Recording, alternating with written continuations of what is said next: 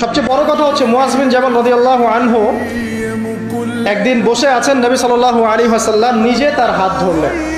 চিন্তা করেন, নবী সাল্লাল্লাহু আলাইহি ওয়াসাল্লাম নিজে মুয়াজ বিন জাবাল রাদিয়াল্লাহু আনহুর হাত ধরলেন, ধরে বললেন, হে মুয়াজ, ওয়াল্লাহি, আল্লাহর কসম, ইন্নী লা উহিব্বুকা, আল্লাহর কসম হে মুয়াজ, আমি তোমাকে ভালোবাসি। চিন্তা করতে পারবেন? হে মুয়াজ, আল্লাহর কসম আমি তোমাকে ভালোবাসি। কে বলছেন এই কথা? মুহাম্মদ সাল্লাল্লাহু আলাইহি ওয়াসাল্লাম। এবং এরপর তিনি বলছেন যে তুমি প্রত্যেক ফরজ নামাজের পরে এই দোয়াটা করা ছেড়ে দিও। কোন দোয়া? আল্লাহুম্মা আইন্নি আলা যিকরিকা ওয়া শুকরিকা ওয়া হুসনি ইবাদাতি। বলেন আমার সাথে, আল্লাহুম্মা আইন্নি আলা যিকরিক ওয়া শুকরিক ওয়া হুসনি ইবাদাতিক। প্রত্যেক ফরজ নামাজের পর হে মুয়াজ এই দোয়াটা করা ছেড়ে দিও না। বলার আগে বলছেন, মুয়াজ আমি তোমাকে আল্লাহর কসম ভালোবাসি। মুয়াজ বিন জাবাল রাদিয়াল্লাহু আনহু সেই সাহাবী যাকে নবী সাল্লাল্লাহু আলাইহি ওয়াসাল্লাম তার গাধার পিঠে বসিয়েছেন। সেই পিঠে বসিয়ে তিনি যাচ্ছেন, মাঝখানে কিছু কথাবার্তা বলছেন। যখনই বলছেন হে মুয়াজ, মুয়াজ বিন জাবাল বলছেন, লাব্বাইক ওয়া সাআদাক ইয়া নবী আল্লাহ, হে আল্লাহর রাসূল আমি উপস্থিত, আমার পিতামাতা আপনার জন্য কোরবান হোক, বলুন। তিনবার বলার পর নবী সাল্লাল্লাহু আলাইহি ওয়াসাল্লাম বলছেন, হে মুয়াজ শুনে রাখো, তুমি কি জানো, হাল তাদরি, তুমি কি জানো, মা হাক্কুল্লাহি আলা ইবাদিহি ওয়া মা হাক্কুল ইবাদি আলা আল্লাহ, তুমি কি জানো যে আল্লাহর প্রতি বান্দার কি হক আছে আর বান্দার প্রতি আল্লাহর কি হক আছে? মুয়াজ বিন জাবাল রাদিয়াল্লাহু আনহু বলছেন, ওয়াল্লাহু ওয়া রাসূলুহু আ'লাম, আল্লাহ এবং তার রাসূল ভালো জানেন। তখন নবী সাল্লাল্লাহু আলাইহি ওয়াসাল্লাম বলছেন সাল্লাল্লাহু আলাইহি ওয়াসাল্লাম যে হাক্কুল্লাহি আলা ইবাদি, আল্লাহর প্রতি মানে বান্দার হক হচ্ছে যে আইয়াবুদুহু, বান্দা আল্লাহর ইবাদত করবে, ওয়ালা ইউশরিকু বিহি শাইআ, এবং বান্দা আল্লাহর সাথে কাউকে শরীক করবে। এটা আল্লাহর হক। আল্লাহ পাক আমাদের কাছে এটা পান, প্রাপ্যতার, যে আমরা শুধু আল্লাহর ইবাদত করব, তার সাথে কাউকে শরীক করব।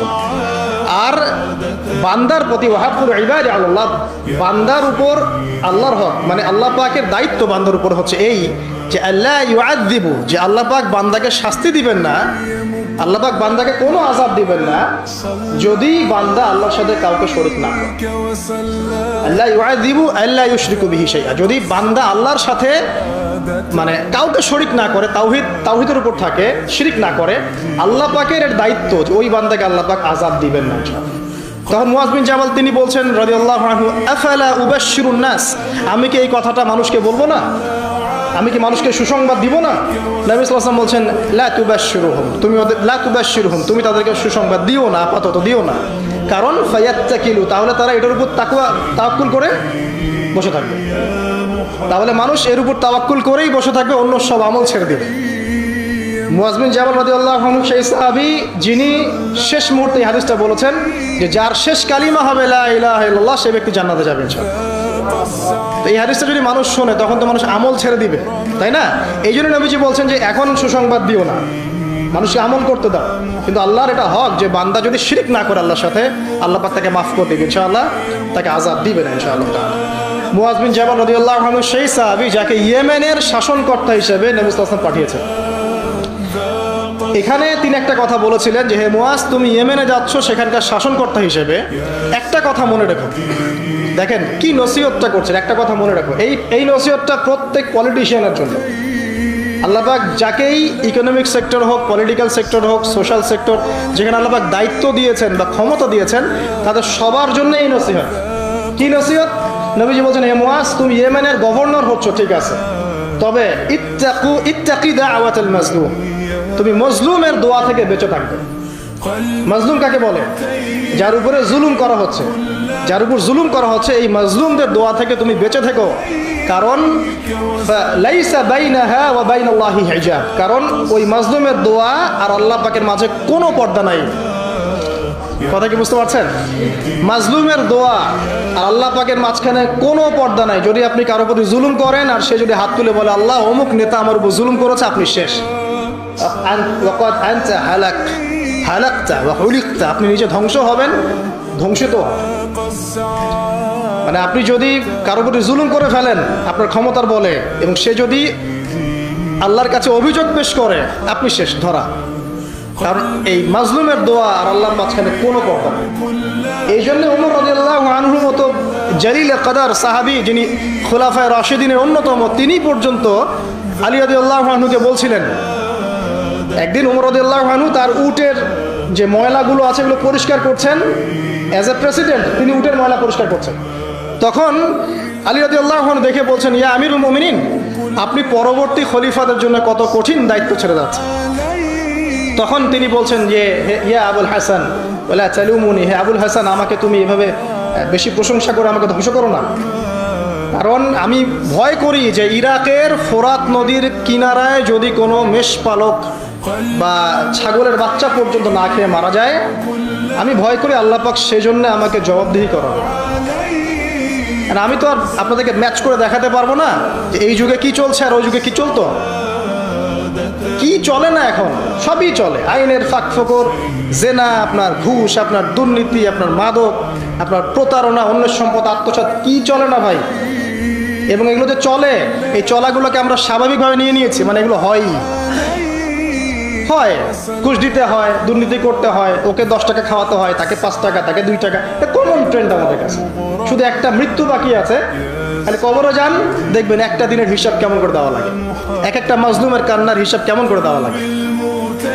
আবু যর রাদিয়াল্লাহু আনহু এই জন্য বলতেন যে আমি দায়িত্ব থেকে ভয় পাই, আমি ভয় পাই যে কেউ আমাকে দায়িত্ব দিবে। কারণ নবীজি আমাকে বলেছেন, যদি তোমাকে 2 জন ব্যক্তির দায়িত্ব দেওয়া হয় তাহলে তোমাকে ছুরিবিহীন জবাই করে দেওয়া হচ্ছে। আর আমরা এখন দায়িত্ব নেওয়ার জন্য মুখিয়ে থাকি, আমাকে দেন, আমি ভালো, ও খারাপ, আমি ভালো। দায়িত্বর যখন হিসেব বুঝিয়ে দেওয়া লাগবে আল্লাহর কাছে, তখন আপনি কান্না করতে করতে শেষ হয়ে যাবেন। বিশ্বাস হচ্ছে না?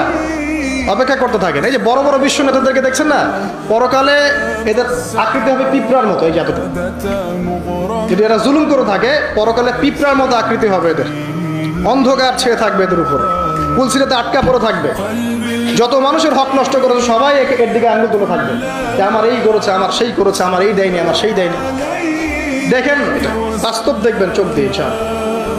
আল্লাহ পাক তো বলছেন, ওয়ামা আদরাকা মা ইয়াউমুদ্দিন, তোমরা জানো যে কিয়ামত দিবস কি? সুম্মা মা আদরাকা মা ইয়াউমুদ্দিন, আবার বলছি তোমরা কি জানো না কিয়ামত দিবস কি? যেদিন কোনো মানুষ, কোনো নফসের যাররা পরিমাণ উপকার করতে পারবে। তারপর কি?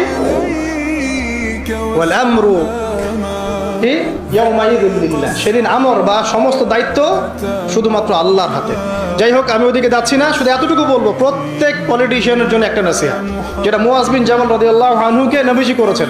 হে মুআজ, ইয়েমেনের গভর্নর হও, তোমাকে শাসন কার্য দেয়া হয়েছে, আলহামদুলিল্লাহ, তবে ইত্তাকি দাওয়াতাল মাজলুম, মাজলুমের দোয়া থেকে বেঁচে থাকো।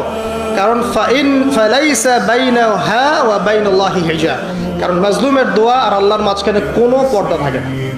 ব্যাস একটা নসিহত আপনার জন্য যথেষ্ট।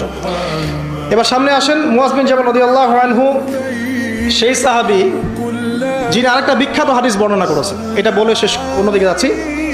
সেটা হচ্ছে যে তিনি বলছেন, নবী সাল্লাল্লাহু আলাইহি ওয়াসাল্লাম একদিন আমাকে বললেন, যদি 2 জন ব্যক্তি শুধুমাত্র আল্লাহর জন্য পরস্পরকে ভালোবাসে, যদি 2 জন ব্যক্তি পরস্পরকে শুধু আল্লাহর জন্য ভালোবাসে, তাহলে এই 2 জন ব্যক্তিকে কিয়ামতের মাঠে নূর বা আলোর মিম্বর দেয়া হবে। এই যে মিম্বর দেখছেন, এরকম নূর বা আলোর মিম্বর দেওয়া হবে, যেটা দেখে শহীদগণ এবং নবীগণ ঈর্ষা করবে যে কি আমলের কারণে তাকে এই মর্তবা দেওয়া হবে। আমলটা কিন্তু মনস্তাত্ত্বিক আমল, বাহ্যিক কোনো আমল না। কি আমল? আল্লাহর জন্যে একজন আরেকজনকে ভালোবাসছে। এই ভালোবাসা আবার আপনাদের বয়ফ্রেন্ড গার্লফ্রেন্ড অ্যাফেয়ার্স না, আবার ওইটা বলেন না যে আমি তোমাকে আল্লাহর জন্য ভালোবাসি, এটা জিনা। আল্লাহর জন্য ভালোবাসা হালাল ভালোবাসা, যেটা বৈধ।